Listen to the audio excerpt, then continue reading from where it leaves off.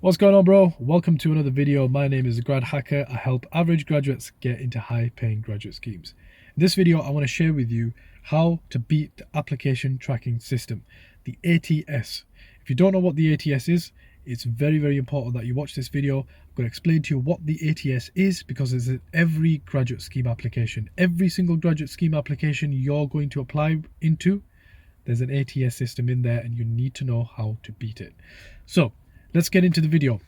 First things first, what is the ATS? So ATS, Application Tracking System, is basically the software that these graduate schemes use to sift out the irrelevant CVs or applications and bring up the relevant CVs and applications. Okay, so just to give you an example, HireVue can be seen as HireVue is one of these application tracking systems that these companies use, and it can be seen as an ATS, right? Because it does the interview, it checks all of the keywords in your application, and it basically ranks all of the applications from the best and most relevant to the worst and least relevant. So it's in your best interest to obviously end up at the top, because the recruiters are not going to even see you if you're not at the top. And a lot of these ATS systems are automated, which means that they only progress like the top 5% based on relevancy and strength of the application. So it's in your best interest that you watch this video and try and beat that system, because if you can get through the ATS, then you can get to the interview stage, right? You can get to the interview stage, you can explain your experience, you can explain where you come from, you can sort of talk about your background. But if you can't even pass the ATS, which is the first thing, they're not even going to hear your name. They don't even know who you are, even though you might actually be a very good fit for that role, right? So it's very, very important. So that is what the ATS system is. All applications, 99% of graduate applications use it. You might apply to some graduate scheme which is like on Indeed.com or something, a very small graduate scheme which doesn't use it. But most big companies, most big graduate schemes that you're probably applying to are going to use it.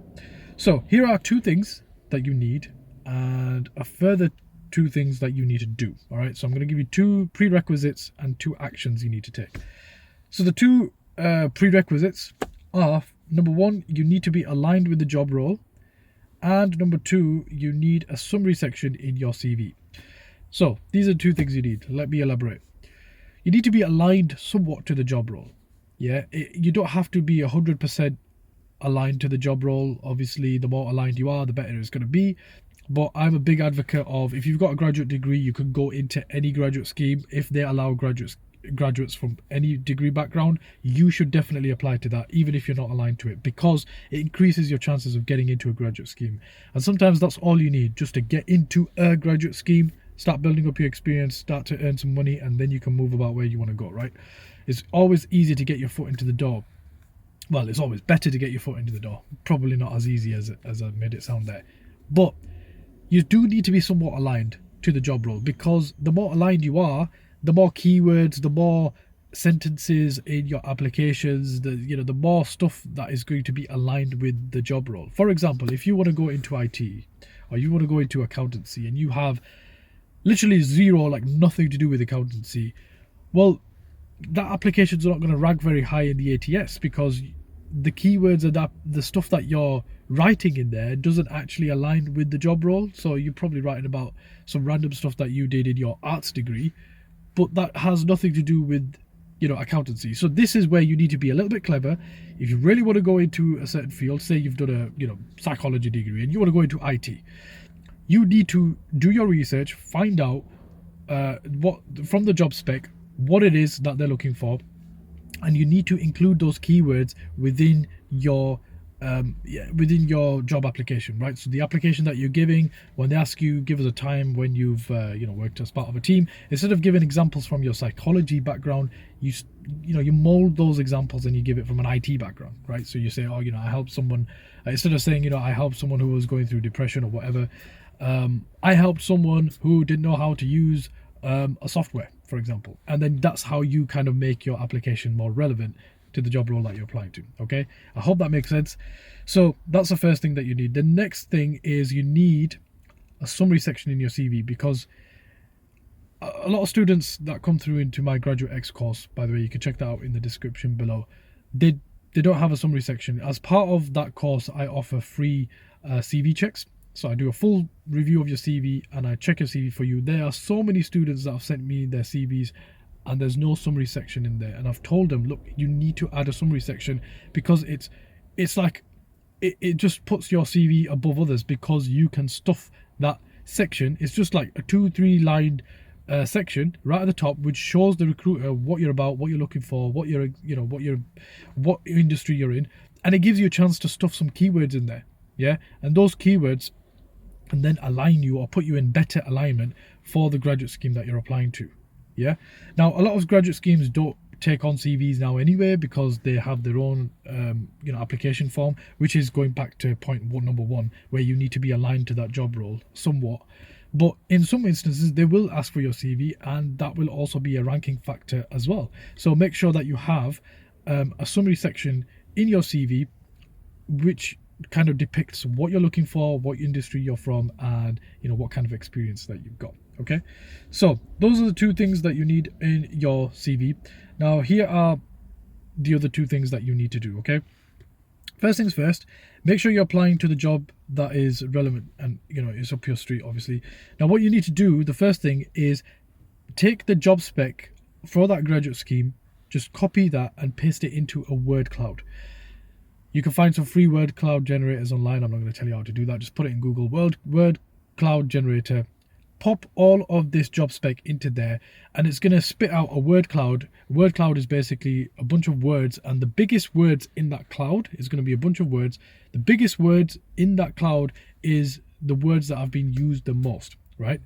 So you'll have things like, you'll have irrelevant words in there first, like that are massive, like teamwork or something like that, right? But then you need to look past those and see which are the most common keywords that are being used in that job spec, right? For example, if it is a graduate scheme which is very, very high on learning and development, that might be a big word in the word cloud, which is used often, and they want to see that. That probably means they want to see that in your experience, or they want to see that in you. So what do? You add that keyword, granted that you've actually done that stuff in your experience, right? Say you've done some learning and development, or you've taught people how to learn and develop themselves, as an example. You should mention that in your CV. So in the summary section, you should mention it in there. In your experience, you should, dot it around in there, that particular keyword. You should also put that keyword in your answers that you're giving as part of the application form. All of this is going to help you rank higher in the ATS, because you're showing relevancy, right? You're showing basically like SEO skills, right? Search engine optimization. You're optimizing your application for the application tracking system, for the ATS. Okay, and that's going to show you basically that's going to show you what words are being used the most, right? Now the second thing is, I've just covered it. So the second thing is, you use those keywords in your applications. Obviously, don't just stuff a whole load of keywords in your application that don't make sense. Use it in a clever way, and sometimes this won't work, right? So the stuff that I'm telling you here, sometimes you'll put it in a word cloud and there's no clear winner as to which word that they keep using, but most of the times there will be some words that they're using again and again.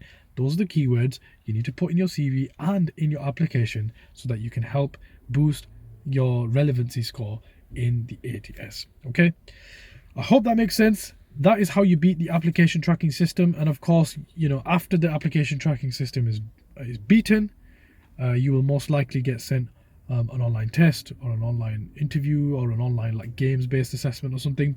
So that means you've basically passed the first hurdle. Okay, and usually it's automated. So make sure you beat the application system doing this that I've showed you. Now, if you found this helpful, I think you'll also find that if you need help with applications for your graduate schemes and all that kind of stuff, if you've been trying and you're not getting through, I highly recommend that you check out my Graduate X program, which is linked in the description below. It's a full 3-hour long video course that teaches you step by step how to pass the application tracking system, how to pass the online tests, how to pass the interviews, how to pass the assessment center. Everything that I've learned over the last 4 years trying to get into graduate schemes, I share that in that course for you. You can check it out in the link in the description below. But yeah, that's everything in this video, how to beat the application tracking system. I hope that helped, and I'll see you in the next video.